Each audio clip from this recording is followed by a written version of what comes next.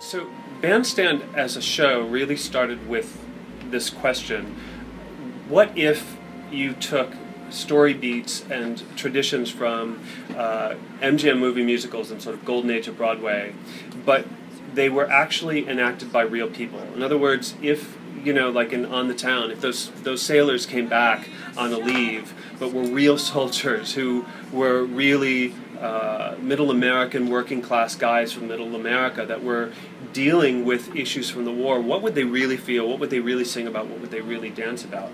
And in the opening number, we set that up right away with this incredible cacophony of sound from the battlefield and the idea of memory, of legitimate danger and horror, actually. So you're very confused right from the beginning, and you have this sense of scope and scale to a piece that right from the beginning should really unsettle you. And the intent, the opening line, the opening sung line is intentionally a mystery that you don't come to fully understand until, you don't come to fully understand its import until Act Two.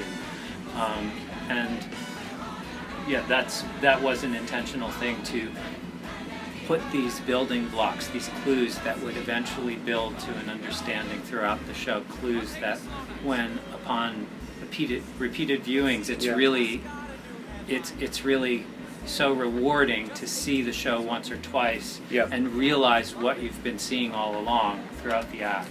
And then you hit pretty quickly this scope of this MGM movie musical's film score sound. I was really specific with Greg about the orchestration, like could we get those low bass trombones? So right away it doesn't really sound like a like a Broadway musical, it sounds like a film score.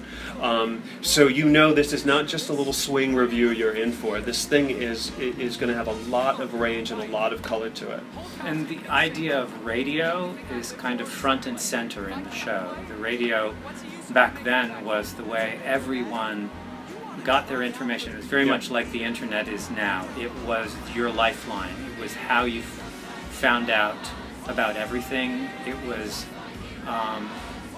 in many ways, it's a trope at the beginning of the show, but by the end of the show, the characters realize it's a propaganda machine that can be weaponized.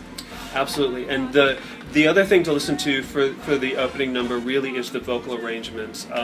What David Kreppel did with the vocal arrangements are really incredible. How you hear the ensemble representing really all of America pick up this song that's being delivered to them on the radio, and how they ingest it like a drug, and it begins to sort of twist and turn, and you see Donnie Nowitzki in the middle of this, who at the beginning wants so desperately to believe this message in this really peppy little tune, and what Greg has done with the arrangement is he's twisted them so far apart. By the end of it, it's almost like he's rendering the fabric of the music, so Donnie is in complete isolation in opposition to this almost manic happiness of the rest of America. So that's the opening number.